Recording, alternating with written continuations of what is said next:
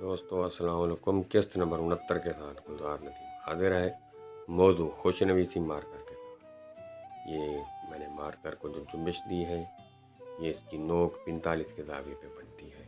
इसी जाविये पे नुक्ता और फिर इसी जाविये पर जो नस्ता अली के पूरे हरूफ हैं उनकी इब्तदा होती है। ये आप देख रहे हैं कि रा और बा का अंदाज वही अलिफ की नोक जैसा है।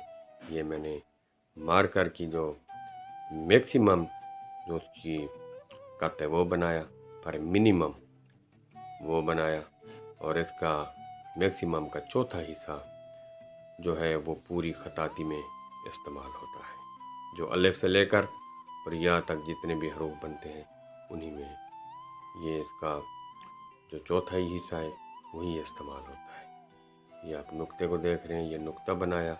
जो नुक्ते की जो 45 का जाविया है ये बना के इसके ऊपर गुलाई बनाएंगे। जब इसके ऊपर गुलाई बनाएंगे तो वो काफ का सिरा बन जाएगा। इसको आपने सामने रखना है। और काफ की जो गर्दन है वो अलिफ का निचला हिस्सा जो है, क्योंकि वो थोड़ा सा खम वाला होता है, वो ये इसकी गर्दन उसी से ली गई है।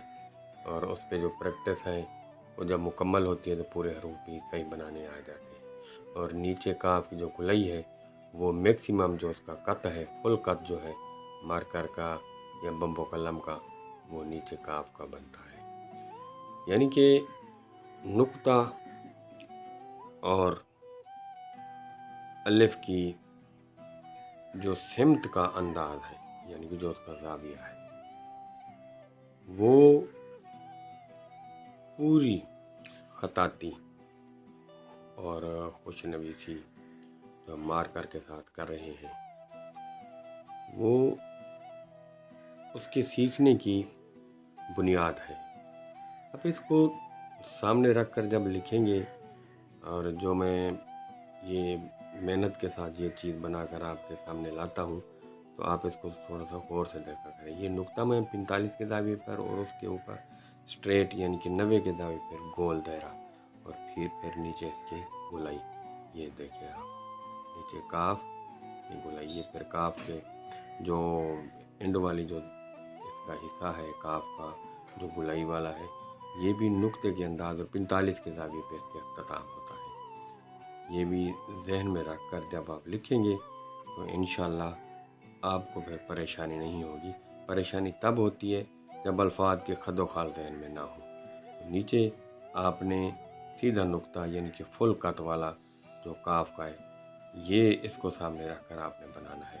ये भी यूँ समझें कि दायरा है, और एक खाने में आपने एक काफ लिखना है, सिर्फ एक काफ। और मार्कर की नोक को ज़्यादा इस्तेमाल करना है और नरमी से चलाना है। जैसे आप देख रहे हैं कि नरमी से चलाने से हाथ में पुख्तगी भी आती है और अच्छा और बेहतर जो है उसका रिज़ल्ट मिलता है।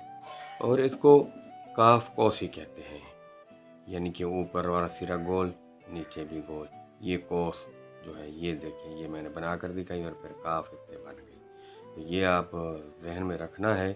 और जब इसको आप सही तरीके से जहन में महफूज कर लेंगे तो आपके हाथ में बेहतरीन खुशनुमाई पैदा होगी। और सेंटर में जो काफ हम बनाएंगे उसका रुख 45 के जाविये पर होगा, और इसकी शबाहत जो है वो स्वाद से मिलती है, और एंड वाली काफ का अंदाज वही शुरू वाले काफ से मिलता है। तो गुलजार नदीम आपसे इजाज़त चाहता है। अल्लाह।